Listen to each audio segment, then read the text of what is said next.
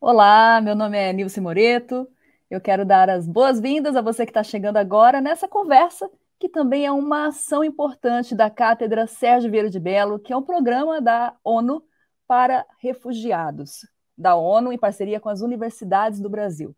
E a proposta dessa conversa aqui é conhecer o que acontece com as pessoas que procuram refúgio no Brasil, pessoas que chegam ao nosso país, o que acontece com elas, quais as políticas que nós temos para recebê-las.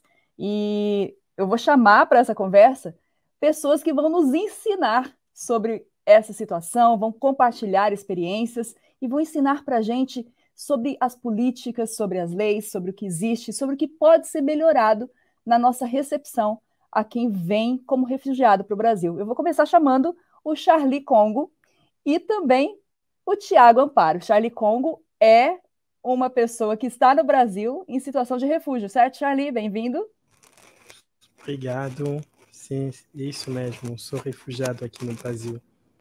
E o Tiago Amparo é jornalista, colunista da Folha, advogado da área de direitos humanos e que vai dar muito insight para a gente, vai conversar com a gente sobre a realidade e sobre o futuro também, não é isso, Tiago? Olá, tudo bem? Prazer, obrigado. E ótimo estar em companhia aí do Charlie e Nis. A gente vai começar essa conversa, gente, e vai ser um bate-papo mesmo. Quando a gente fala de refúgio, de imigração, você tem vários status quando você fala de pessoas que estão saindo do país, né? Você tem o refúgio, você tem imigração, você tem imigração legal, imigração que não é legal, documentada, você tem gente que sai do país para estudar, você tem gente que sai do país para trabalhar, você tem gente que sai do país procurando situação melhor de vida. E a gente vai conhecer qual foi a história do Charlie. Charlie, você conta pra gente como você foi parar no Brasil?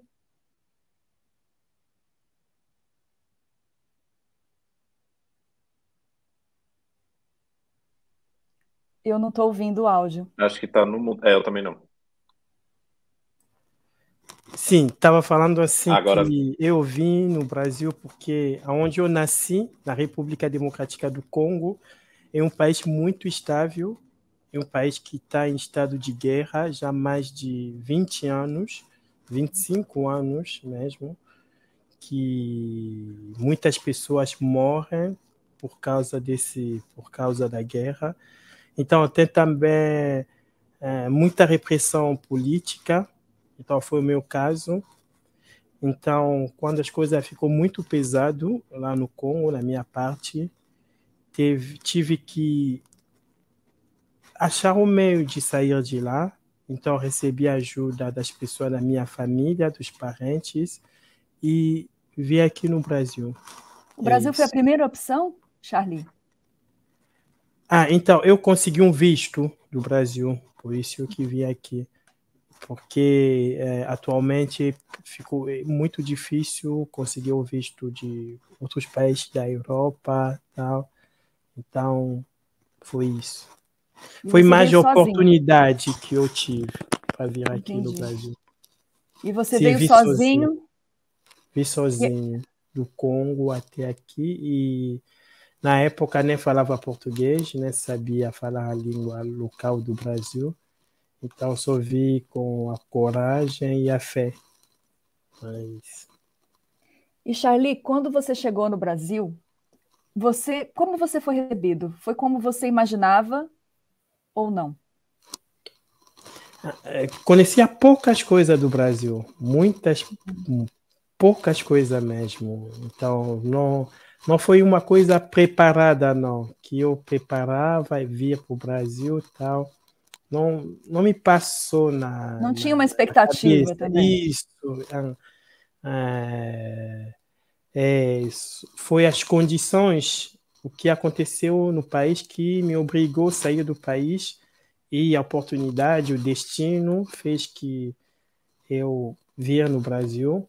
Então, quando cheguei aqui no Brasil, francamente, eu fui muito bem recebido. O povo brasileiro é um povo muito hospitaleiro. Uhum. Eu me lembro ainda que quando eu cheguei aqui foi no bairro da Zona Norte do Rio de Janeiro, Irajá, e lá nesse bairro tinha outros congoleses também que moravam lá.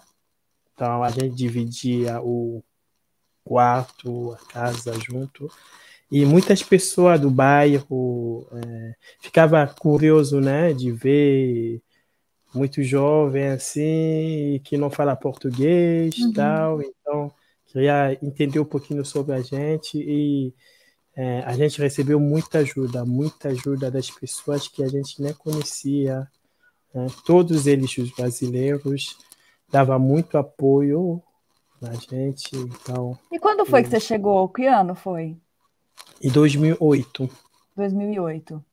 Já tem um tempinho de Brasil, né? Já faz Thiago, tempo. o Charlie contando para a gente que ele conseguiu o visto brasileiro, né? O Brasil, ele oferece, eu sei que é um país signatário dos tratados, né? Participa dos tratados. Existe alguma facilitação, pelo menos nessa época, que o Charlie teve aqui? Era mais fácil chegar ao Brasil? Então, primeiro, obrigado, Charlie, por contar a sua história e também para a gente poder ter esse debate. Eu acho que aqui é interessante a gente ver que, no contexto brasileiro, há um reconhecimento legal pela lei de direitos tanto para refugiados quanto para solicitantes de refúgio.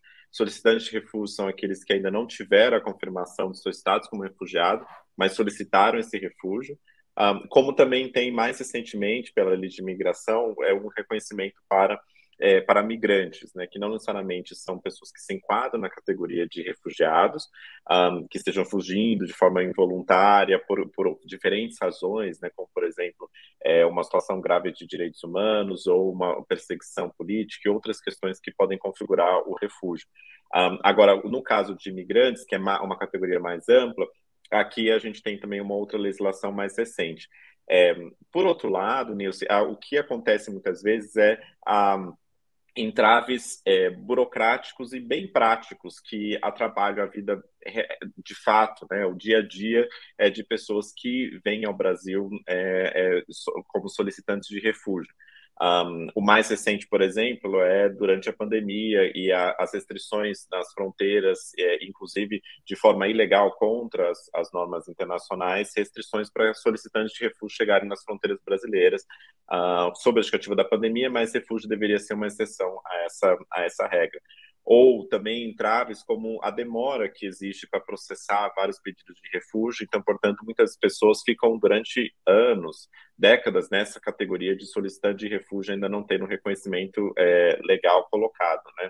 Inclusive, escutando a história do Charlie, olhando os dados, a gente vê que entre 2011 e 2021, os congoleses são a terceira nacionalidade que mais teve ali o reconhecimento de refúgio no Brasil. Um número maior é de venezuelanos, né, justamente pela crise humanitária e direitos humanos no país vizinho, seguidos de sírios e depois congoleses, né, mais de 1.000 pessoas ali entre 2011 e 2021. Então, acho que é interessante a gente olhar que esses fluxos, né, de refúgio, migratórios, tem um reconhecimento legal, mas não basta só isso, né? É necessário políticas e aperfeiçoamento de políticas justamente para a acolhida dessas pessoas e para que elas possam exercer seus direitos em plena igualdade, né? A saúde, a educação e etc. E aí, muitas vezes, há entraves quando você ainda não foi reconhecido totalmente como refugiado, e aí você é um solicitante de refúgio que, em tese, deveria ter acesso aos direitos, mas muitas vezes entraves burocráticos dificultam, né? Coisas muito básicas, como abrir uma conta bancária, etc. E acho que é interessante, né, escutar também do Charlie como que foi esse processo que para muitas pessoas é muito difícil, né, do processo de inserção no mercado de trabalho, né? Eu soube, Charlie, que você se tornou professor, ensina francês, acho que, não sei se, eu já estou aqui me metendo a perguntador, né? A ideia é essa, que a gente converse. Mas acho que seria interessante escutar um pouco, né? Porque uma das principais dificuldades também de refugiados apesar de muitos deles terem qualificações como a sua, né, excelentes no país de origem, mas muitas vezes há uma dificuldade de inserção no mercado de trabalho no contexto brasileiro, né? Se pudesse falar um pouquinho como que foi essa experiência para você. Sim, só que gostaria de ressaltar que porque tem pessoas, né, que vão acompanhar a gente pode confundir. Quando eu vi aqui, o visto que a gente consegue é um visto de turista, entendeu? Não tem visto de refúgio, não existe. Então, a gente se torna refugiado uma vez fora do país, não é dentro do país que você vai. Então, hoje em dia se tornou muito difícil. Na época era mais flexível, com a mudança de política, de todas as realidades. Então, para os africanos em geral, para conseguir um visto até de turista só, ou não sei, qualquer tipo de visto, até de reunião familiar, que os refugiados que estão no Brasil, reconhecido como pessoa reconhecida como refugiado, tá? Aqui no Brasil, tem direito de chamar a sua família, os familiares que ficaram no país de origem. Então, hoje em dia ficou quase impossível. O governo, infelizmente, não respeita mais esse direito dos refugiados de chamar, de conseguir essa reunião familiar que é legítimo, né? Mas hoje em dia não, em quase todos os países da África não se dá mais visto. Ou o ficou Thiago muito comentou, só pegando esse gancho, Charlie, o Thiago comentou sobre o que foi feito durante a pandemia, né? As dificuldades e os entraves que foram justificados pela pandemia, mas que a gente soube também que a restrição para quem vinha, mesmo com visto de turista, quem vinha da África, era diferente da restrição de quem vinha de outros países. E isso, pelo que você está falando, se manifesta também nessa burocracia toda. E acho que é importante também enfatizar. Desculpa, vai lá, Fernando. Infelizmente, isso começou bem antes da pandemia, entendeu? Começou Sim. mais ou menos em 2016, 2017, né? Entendeu? Que começaram a ter mais restrições e cada ano a tendência é se piorar. Então fica mais difícil. E foi em 2017. Isso, 2017, que ficou muito difícil para os africanos de conseguir um visto para o Brasil. O último país que se dava ainda um pouquinho de visto era Angola. Mas hoje em dia até Angola também ficou muito difícil de conseguir o visto para o Brasil. Então, a gente pode afirmar que há uma questão séria de xenofobia e racismo, não é, Thiago, com relação a isso? Claro, assim, quando a gente fala sobre todos os não nacionais, né, são iguais, isso não é verdade, né? A gente vê isso em vários contextos. No caso brasileiro, não é diferente, né? Quando o Charlie está falando sobre o diferente tratamento que você tem, por exemplo, né, não só da nacionalidade, mas também ligando a nacionalidade com a questão de classe, a questão racial, é muito importante a gente prestar atenção sobre esse tratamento desigual que existe quando a gente está falando, por exemplo, de pessoas que vêm da Europa, pessoas que vêm do continente africano, pessoas que vêm, por exemplo, mesmo de países latino-americanos, né? Quando a gente tem restrições com relação não só à entrada, mas também à permanência e à inserção no Brasil. Quando o Charlie falou, por exemplo, do visto, é importante a gente olhar que, de um lado, você tem a possibilidade de pedido de refúgio, né, e se tornar solicitante de refúgio, e aí você passa por um processo para ser reconhecido como refugiado, e de outro lado, você tem algumas outras vias que cada vez mais, embora elas sejam previstas em lei, elas são cada vez menos utilizadas ou mais restritas, né, como, por exemplo, a gente está falando uma possibilidade, um visto humanitário, né, quando você tem, isso não é dentro do refúgio, é separado, mas quando você tem, é reconhecido pela lei de imigração, quando você tem a possibilidade de você vem de um lugar que tem uma calamidade de grande proporção e que você poderia solicitar um visto humanitário para estar no país, não na condição de refugiado ou solicitante de refúgio, mas na condição de imigrante. Mesmo essa via, que em tese seria mais rápida, porque o reconhecimento de refugiado pode demorar, né, enquanto isso se vira solicitante de refúgio, mesmo assim essas vias são difíceis, né? A gente viu, por exemplo, no contexto do Haiti, a dificuldade também com relação a isso. e justamente porque não se queria reconhecer, né, amplamente todos os refugiados, e aí, portanto, você tem uma outra alternativa, né, de um visto humanitário. Mas o Charlie está totalmente certo, no sentido de que nem todos os estrangeiros são iguais, né? Quando a gente está falando de acesso a direitos que são garantidos pela legislação internacional, o acesso ao refúgio, né? A possibilidade de pedir refúgio, a possibilidade de sair do seu país e que são garantidas pela legislação internacional, mas que, na verdade, muitas vezes são restritas, especialmente quando a gente tem essa intersecção, né, entre a questão de onde você veio até a questão de gênero, a questão de raça, a questão de classe, todas essas questões são importantes. Basta ver, por exemplo, no contexto brasileiro, que tem muitos casos de xenofobia e de racismo que são relatados por refugiados, por migrantes negros, especialmente africanos. A gente vê isso constantemente. A gente vê, por exemplo, no caso, tem vários casos, como do Rio de Janeiro, onde a gente teve um refugiado que foi espancado. A gente tem vários casos de casos extremos de violência como esse, mas também casos de violência cotidiana, eu diria, que é muito do racismo brasileiro, né? O racismo brasileiro não é só aquele caso extremo de violência que existe e é muito grave, mas também são as dificuldades cotidianas, né, de achar que são inferiores, que não têm a mesma qualificação, de que não deveriam estar aqui, coisas parecidas. Então, acho que é muito importante a gente olhar também para esse aspecto que mesmo estrangeiros e até refugiados que são entendidos no Brasil como brancos não necessariamente sofrem as mesmas violências que refugiados que são negros no contexto brasileiro. Isso é muito importante a gente destacar. A pessoa que está assistindo a gente, o brasileiro, como o Charlie começou falando, né? O brasileiro é um povo hospitaleiro. O brasileiro acredita nisso e carrega em si essa etiqueta. Nós somos hospitaleiros, mas somos hospitaleiros com quem?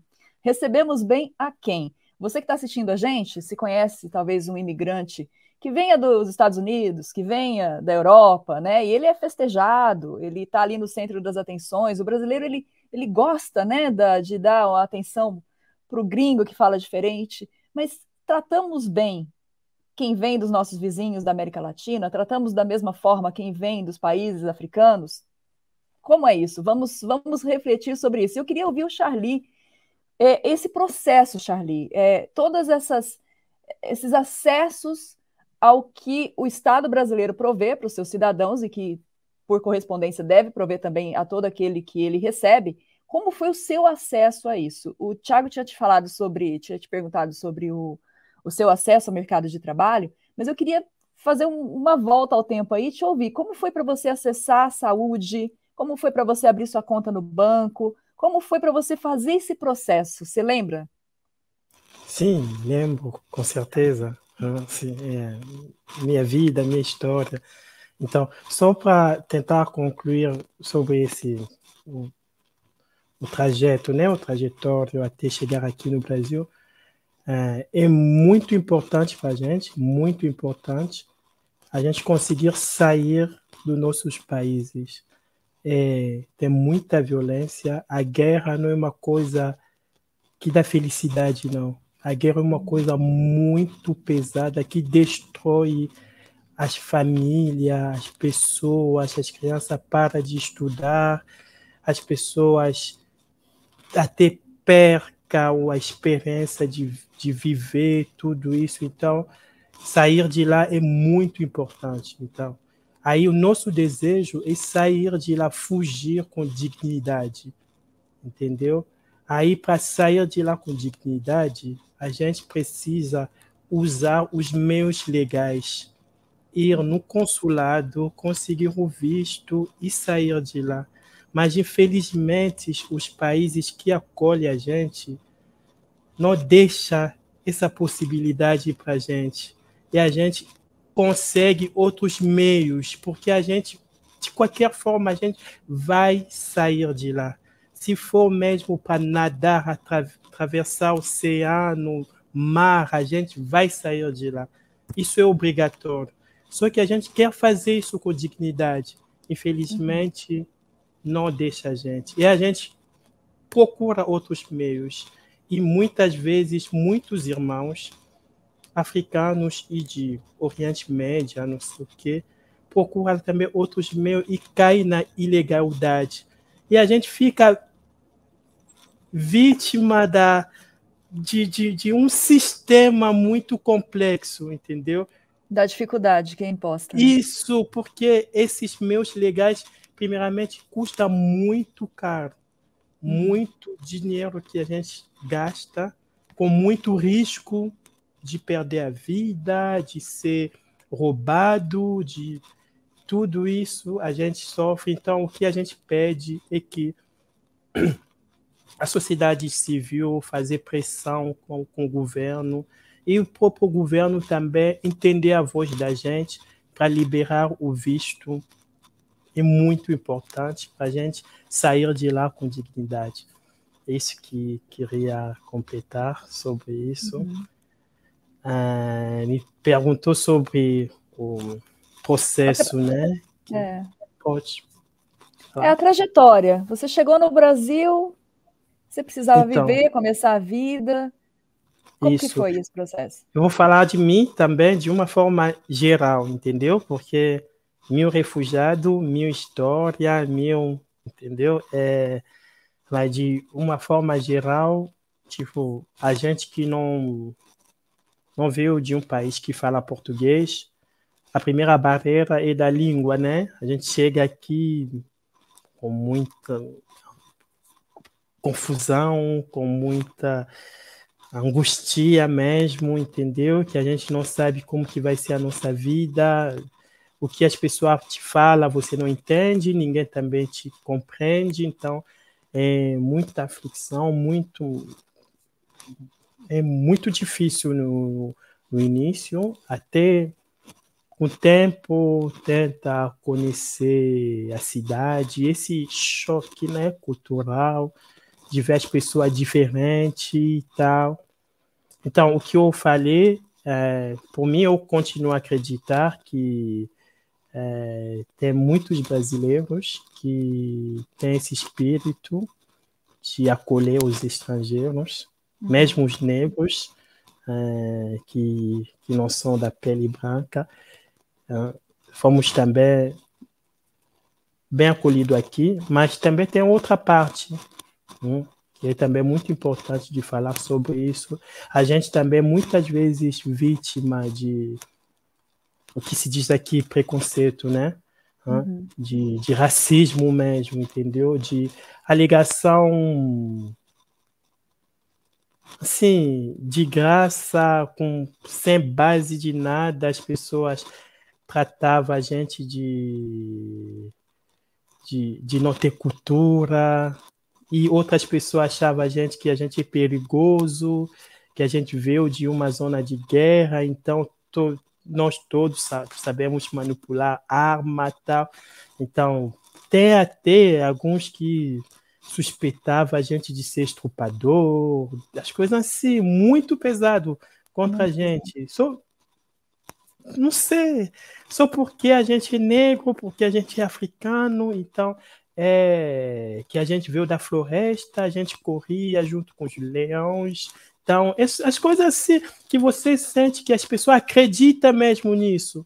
Não só fala assim para a boca, assim, não, acredita mesmo que a gente veio da floresta, é a realidade deles. Eles foram criados com macacos, leões, tal. Coisa impossível, né? Mas as pessoas acreditam nisso, então é muito difícil. É chocante ouvir isso, não é, Charlie? Sim. É uma coisa também, infelizmente, cotidianos no lugar do trabalho, assim, você vai... que eles dizem que é piadas, mas na verdade é o que eles acreditam, que faz assim, então é muito difícil. Então, início tudo. Então, o Brasil não tem só esse lado, isso eu reconheço. Tem também o lado bom, tem muitas pessoas que davam apoio para a gente. E até esse negócio de racismo, quando eu cheguei aqui, a minha primeira impressão era que no Brasil não tem racismo, entendeu? Porque a gente acostuma, lá na África, né, como no mundo todo, a gente acostuma a ver os filmes americanos. Então, você vai ver as comunidades dos negros só, então, na minha Segregados, né? cabeça, isso era assim, entendeu? Mas quando cheguei aqui, principalmente aqui no Rio, aonde eu vi todo mundo junto, entendeu? Os negros, brancos, tal. Então, na minha cabeça, não tinha racismo aqui. Só que os próprios brasileiros que começaram a falar com a gente, cuidado, tem gente que não gosta de vocês. Todas as classes, né? Negro, branco e tal, que já dava aviso nisso. E também, tipo, no meu caso, eu posso dizer que descobri o racismo aqui no Brasil. Porque, tipo, na minha terra, 99% é negro igual eu. Não mestiço, não. Negro mesmo. Então, não tem esse conceito de raça, de tal, não existe. Então, é aqui que eu comecei muito me sentir negro. Lá era só uma pessoa assim, normal da comunidade. Mas aqui, entrando numa loja, ao olhar das pessoas, já me fazia pensar que por que estão me olhando assim? Por que eu fiz? Será que porque eu sou negro? Então, isso comecei a me identificar como negro aqui no Brasil, muito como negro aqui no Brasil. E, Charlie, eu morava na África. Sim. não, só uma coisa que eu achei interessante do que você falou, Charlie, me lembrou uma frase e uma fala muito também da escritora nigeriana, Chimamanda, que ela fala isso, inclusive no livro dela, Americana, também é uma história de uma pessoa indo para outro país, que ela fala expressamente, né? Eu me descobri negra nos Estados Unidos, né? Quer dizer, eu fui para outro lugar para me descobrir negra, né? Não na Nigéria, mas nos Estados Unidos. E é muito interessante isso, porque, de um lado, o Brasil tem essa imagem, né, de ser quase um paraíso racial, de que democracia é racial, tudo isso que a gente escuta, né, inclusive muitas vezes os próprios brasileiros falam isso, só que, na realidade, no dia a dia, a gente vê essas desigualdades, né, e eu não sei se ele caiu. Eu acho que ele caiu. Voltou. Ah, não, voltou. E a gente vê na realidade, né, essas desigualdades muito muito evidentes, né? Então acho que a ideia de você se ver como negro em outro, ao mudar de país, né, estar em outro país, eu acho que algo muito importante a gente pincelar. E acho que outra questão importante também nisso é ver que no caso brasileiro a gente tem uma dificuldade muito grande também de entender que o racismo é crime, né? E até contra brasileiros, assim, no dia a dia, é muito difícil a gente, por várias razões, porque o judiciário, né, é muito branco, então muitas vezes não reconhece esses casos, e muitas vezes porque a gente usa, como o Charlie falou, né, é uma piada, né, e essa ideia de piada é o que o professor Adilson Moreira chama de racismo recreativo, né, a gente finge que não é algo sério, mas na verdade é algo sério, porque no fundo você está expressando um preconceito ali, e muitas vezes para sair da situação constrangedora, quando você fala que é racismo, a pessoa responde que não, é uma piada, é uma brincadeira, etc.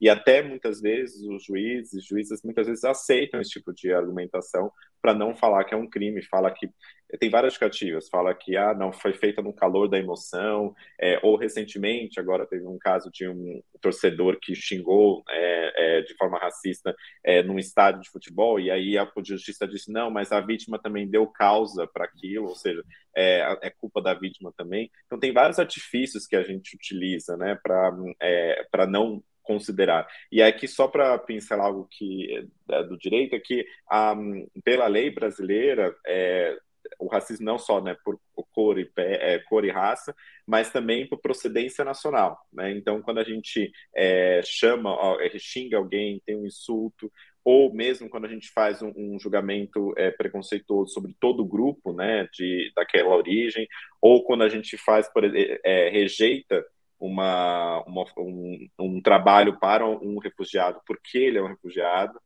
Tudo isso é crime no direito brasileiro, né? E às vezes as pessoas não sabem disso, né? É justamente porque o racismo na lei brasileira é em razão da sua raça e cor e também a sua procedência nacional, né? Então, não, por exemplo, se você fala para um refugiado que não vai aceitá-lo num hotel, ou para ele sair de um restaurante ou de um bar, né, ou não vai ser promovido porque é um refugiado, ou não vai ser aceito no trabalho porque é um refugiado, tudo isso são situações que a lei considera ilegal no Brasil. Mas, claro, que uma coisa é o que a lei fala, outra coisa é o que acontece na prática, né? E a prática, muitas vezes, esses racismos cotidianos, né, acontecem todos os dias, né, impunemente. Eu fico feliz de você ter pensado essa frase, porque eu acho que a gente tem que falar mais disso, né? E esse é um papel meu, né, nosso, principalmente das pessoas brancas do Brasil.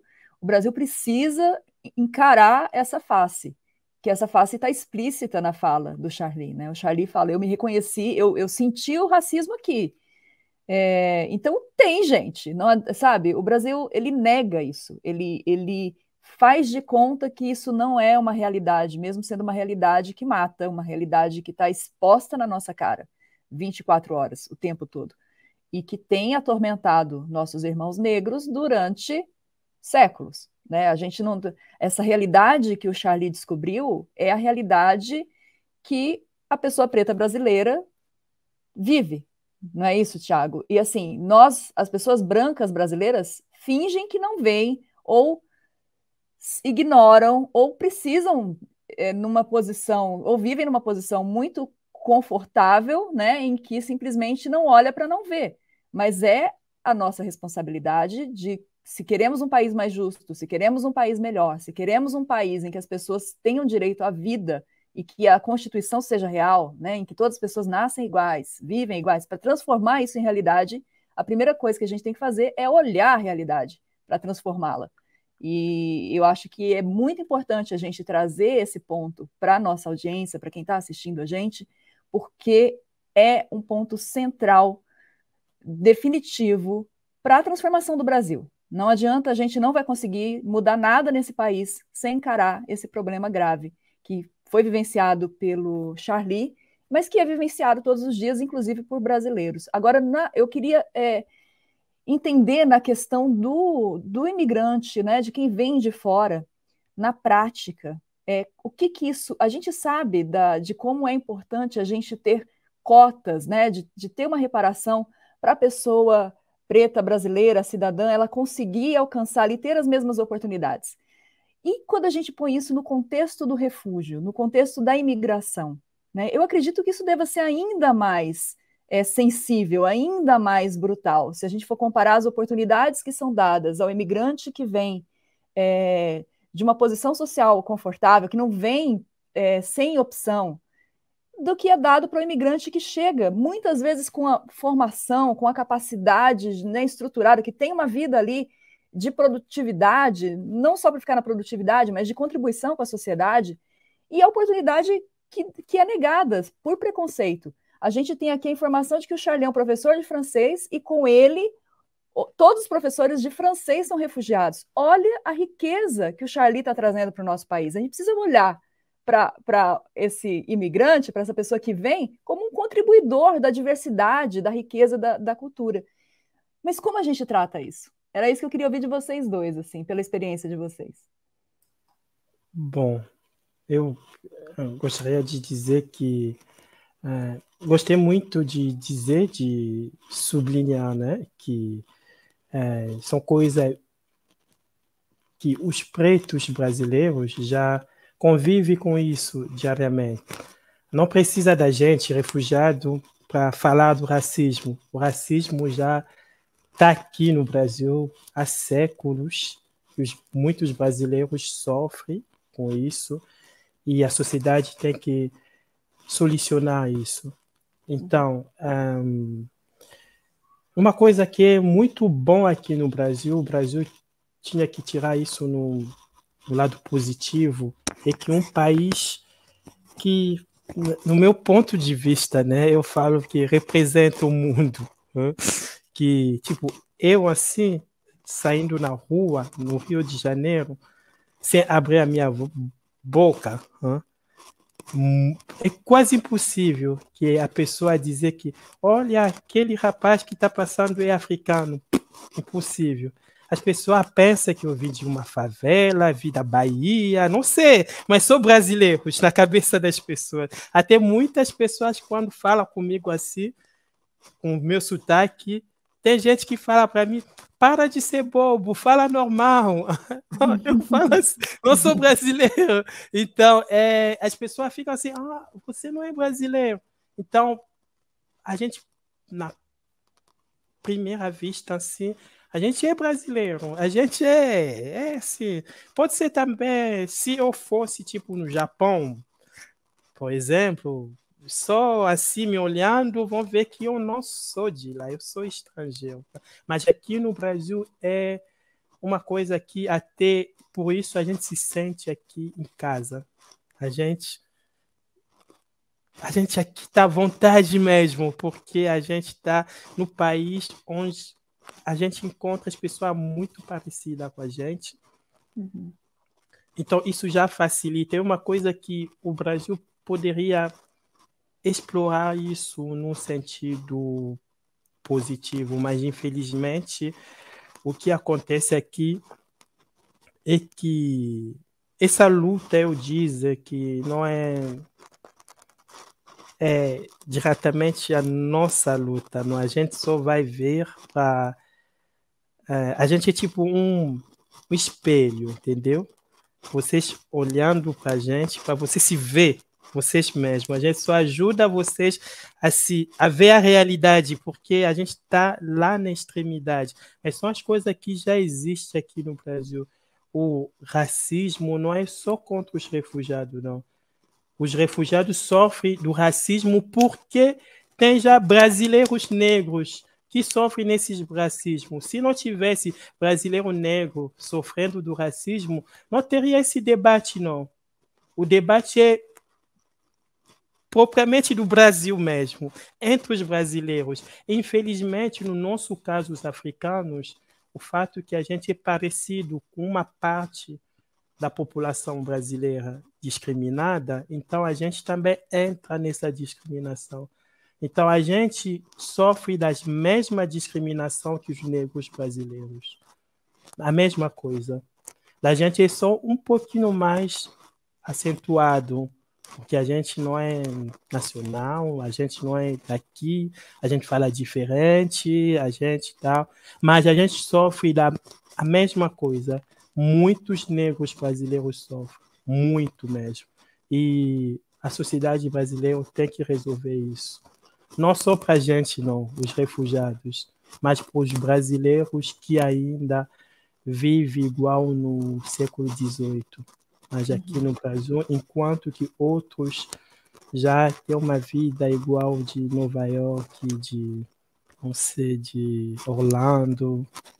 Então, é isso. O problema é mais da sociedade brasileira, do meu ponto de vista. É isso. O nosso também, viu, Charlie? Né, Thiago? Eu achei excelente quando o Charlie falou sobre nós sermos, quer dizer, refugiados serem espelhos, né? E aí nesses espelhos a gente pode, por meio desses espelhos a gente pode olhar um pouco, né, mais o rosto, né, do Brasil e tanto os seus lados positivos, o seu lado positivo, quanto os seus lados que precisam ser trabalhados e que são carregados na nossa história, né? Quando a gente olha, por exemplo, falando de pessoas em movimento, né, que inclui refúgio, migração, a gente olha bem para trás da nossa história, a gente vai, mas nem tanto tempo assim, a gente vai ver que depois da abolição da escravidão, e aqui lembrando, né, que o Brasil foi o principal polo, né, de recebimento de escravos, escravizados, de pessoas escravizadas do continente africano. É importante a gente também lembrar que logo depois da abolição você começa a ter o estímulo à imigração europeia e a proibição da imigração do continente africano e de países asiáticos. Justamente porque se entendia que a sociedade deveria, o Brasil do futuro deveria ser um Brasil branco. E inclusive tinha cientistas sociais que falavam que em algumas décadas o Brasil inteiro seria branco, né? A gente embranqueceria nesse sentido. E aí depois, quando perceberam que isso não daria certo, né, justamente porque é uma sociedade muito diversa, começou a se falar, então a política não é embranquecimento, vamos celebrar a nossa democracia racial, né? Então, justamente por essa ideia de, olha, não dá para embranquecer a população inteira, então vamos fingir que a gente não tem nenhum tipo de racismo, nenhum tipo de conflito racial, né? Então é interessante a gente ver que o tema do racismo, eu acho que ele é mais profundo do que somente como que o tratamento desigual que você dá para alguns grupos, né, de migrantes, de refugiados, em razão, né, de sua raça e cor, em razão de sua procedência, de onde vem, mas eu acho que também é como a gente utiliza esses critérios, né, como a questão racial, a questão da nacionalidade, para separar quem é bem-vindo e quem não é bem-vindo, né? Isso não só de hoje, mas a história brasileira. Tem uma professora que hoje é relatora especial da ONU sobre racismo, a Tendai Ashumi, ela fala isso, ela tem um texto interessante que ela fala de fronteiras raciais, né? E ela vai falar que mesmo dentro de um único estado, de um único país, você tem fronteiras cotidianas, né? Então, quando o Charlie estava falando, por exemplo, de você entra numa loja, né, e as pessoas olham para você, ou várias barreiras, né, que em tese são, todo mundo está no mesmo lugar, né, todo mundo no mesmo país, mas essas barreiras são quase fronteiras raciais mesmo, né, no nosso cotidiano. Quem tem acesso a estar na loja, quem tem acesso à conta bancária, quem tem acesso à política social, etc. Então, isso são dificuldades, né? Aqui vou dar um exemplo bem concreto, que foi muito recentemente, quando estudantes, trabalhadores, né, migrantes africanos na Ucrânia, por exemplo, né, a dificuldade de eles conseguirem sair do país, porque se entendia que, olha, não, a gente vai dar prioridade para ucranianos, né? E aí tem vários casos de discriminação e de xenofobia e de racismo na fronteira, né, da saída da guerra da Ucrânia, justamente por essa ideia de que, olha, a fronteira não é só a nacionalidade, mas além disso tem a questão racial, tem a questão de origem, tem tantas outras questões ali. Então, acho que é bem profundo, né, quando a gente fala sobre a questão racial. E aí a gente está negociando, né, essas fronteiras, esses pertencimentos todos os dias, né? Quando o Charlie fala assim, olha, se eu não abrir minha boca, as pessoas vão achar que eu sou brasileiro, né? Vão achar, no máximo, que eu sou baiano, né? E especialmente no sul, né, no sudeste do país, né, que também já tem uma visão preconceituosa dentro do próprio país, né, especialmente contra nordestinos, né, que no sudeste, no sul do país tem muita discriminação também contra nordestinos dentro do próprio Brasil. Então, a partir do momento que ele abre a boca e as pessoas reconhecem, não, ele não é daqui, você está sempre negociando, né, essa pertencimento no pertencimento, né, será que eu sou visto como igual, será que eu não sou visto? Então, acho que é bem profundo, né, não basta só você ter a dificuldade, como o Charlie falou, de sair do país, né, que é fundamental, e acho que o Brasil precisa reconhecer uma dívida histórica, né, não é só Portugal, por exemplo, com relação à colonização, a gente está falando de uma dívida histórica do Brasil, inclusive com o continente africano, por ser especialmente nos principais polos, né, ou principal polo de pessoas escravizadas, né, que na história. Então a gente precisa ter uma dívida histórica com relação a isso. E não só isso, mas a gente também, né, pensando no próprio país, que a gente se beneficia muito de pessoas muito bem capacitadas, isso diversifica a nossa força de trabalho, e você também possibilita acesso a culturas que muitas vezes as pessoas não têm conhecimento. A gente valoriza muito as culturas, né, europeia, americana, e muitas questões culturais que são super interessantes de outros países a gente acaba não valorizando, né? E então é importante a gente ter essa abertura que no Brasil precisa ter muito mais no dia a dia, né?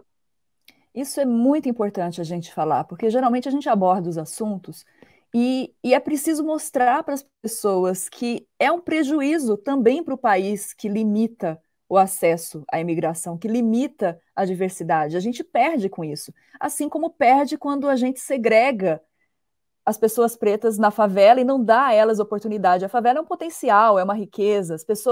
Os brasileiros têm essa riqueza desde que se apresente uma forma disso se canalizar em criatividade, se canalizar em cultura, né? Imagina o acesso que os alunos do Charlie têm, a riqueza que têm aprendendo francês com ele.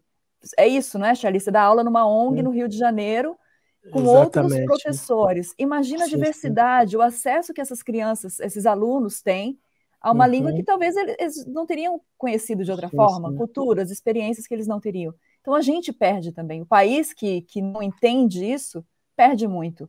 Tanto é que outros países ganham muito quando se abrem para Uhum. isso, né? E quando Uhum. cultivam essa, de fato, democracia racial. Estou avisando aqui, o pessoal falou que a gente já pode caminhar para o encerramento, e essa seria a minha consideração. Eu acho que, como todos nós que estamos ouvindo essa conversa aqui, a audiência, né, seja em qual situação estiver, na situação de privilégio, na situação de vulnerabilidade, é importante abrir os olhos para isso. A gente, juntos e sem preconceito, e sem o racismo, e sem a xenofobia, a gente consegue construir um país melhor para todos, não só para alguns.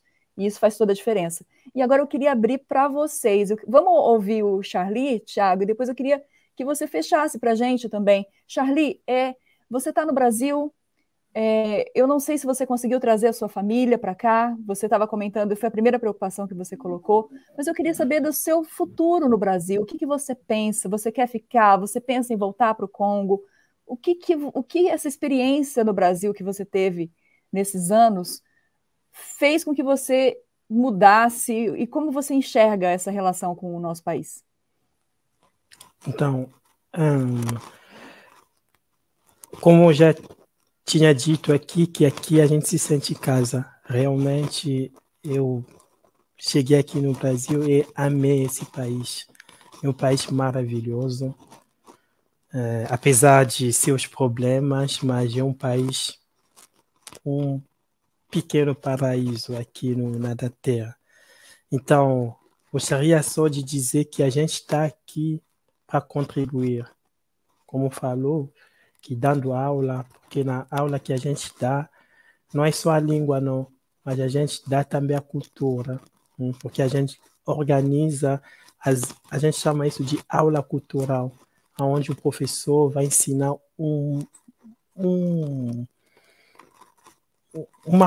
a cultura do seu país. Pode ser a gastronomia, pode ser, não sei, qualquer coisa a respeito da cultura. Então, é isso. O Brasil é um país de imigração, quase todos os brasileiros, exceto os índios, né, veio de um lugar, entendeu? Veio da Europa, da África, do Japão, tal. Então, a gente está aqui igual eles, igual os que vieram antes da gente, que construíram as grandes cidades, né? O Rio, São Paulo, tal. Todas essas cidades foram construídas pelos imigrantes. Então, a gente também está aqui para contribuir nessa construção, na construção desse país. A gente não está aqui para roubar emprego de ninguém, a gente está aqui para fazer mal para ninguém, a gente só quer contribuir igual as pessoas que vieram aqui antes da gente. É isso. Obrigado. A gente que agradece, Charlie. Thiago. Não, muito obrigado, Charlie, por ter promovido, né, esse debate. Eu acho que isso é super importante a gente falar a partir também da realidade concreta, né, com refugiados, e falando especificamente sobre como é essa vivência no Brasil, e os desafios e os lados positivos de acolhimento. Acho que é fundamental esse debate, né? E acho que é importante também a gente pensar que, claro que há intersecções entre o racismo, né, e a xenofobia, mas é importante entender que quando a gente fala de racismo, né, em geral a gente está falando dessa dessas práticas de discriminação estruturais, que não só acontecem, não são esporádicas, mas que acontecem de forma estrutural, e em razão da raça e cor, né, no contexto brasileiro. E como o Charlie falou, brasileiros, né, negros sofrem com isso todos os dias, né, e são submetidos a isso todo dia. Enquanto que a xenofobia, ela pode ter uma intersecção com a questão racial, mas ela tem a ver especificamente com um preconceito e esses atos de discriminação estruturais contra em razão da procedência das pessoas, né? E aí, quando a gente fala sobre essas duas coisas juntas, a gente está falando especialmente de refugiados, de imigrantes que são negros, né? E que sofrem essa discriminação múltipla, né? Que de onde eles vieram, né? Não é só o fato de ser uma pessoa negra, como o Charlie poderia ser muito bem ser brasileiro e sofrer o racismo, né? Mas é também o fato de você sofrer a xenofobia né, adicionalmente ao racismo. Então, às vezes tem intersecção, às vezes não, e muitas vezes pessoas que são vistas como brancas, né, no contexto brasileiro, podem sofrer, por exemplo, xenofobia, né, dependendo de onde elas vieram, mas a gente tem essa discriminação múltipla, né, quando a gente está falando de refugiados, de imigrantes negros, com relação ao racismo e xenofobia. E aí eu acho que a gente enfrentar isso a gente enfrentar de forma múltipla também, né? Então, enfrentar de um lado o racismo que já existe na sociedade brasileira, né? Isso de forma estrutural, e a gente enfrentar também a xenofobia, né? E enfrentar essa que tem muitas vezes um fundo de preconceito contra o diferente, né?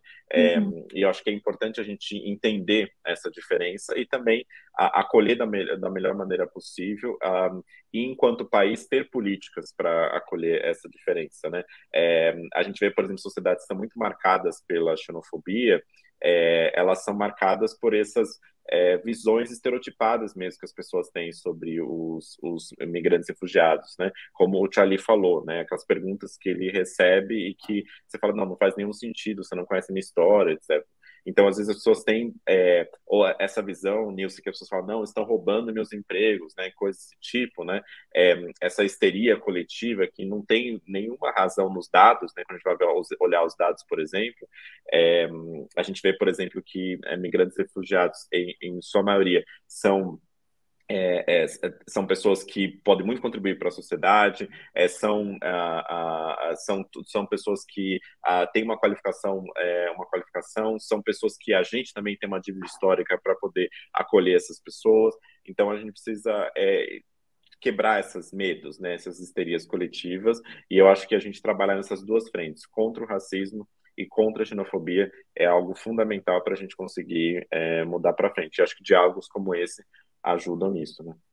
É isso o caminho. O caminho é falar e não silenciar, né? O caminho é cutucar a ferida e não fazer de conta que ela não existe. Vamos... E eu acho que é muito importante, queria agradecer a oportunidade que foi dada para a gente aqui pela Cátedra Sérgio Vieira de Mello, né? Pelo pessoal da Agência ONU, pelas universidades, pelo UFG, porque é uma contribuição também, né? Eu acredito que o Charlie vir contar a história dele, contar a experiência, você trazer seu conhecimento em direito, toda essa análise com relação à importância da gente tratar esse problema, ajuda a gente a tratar esse problema também. Queria agradecer você que esteve com a gente, assistindo esse bate-papo, essa conversa, e ficamos aí à disposição para a próxima. Obrigada, gente. Até mais.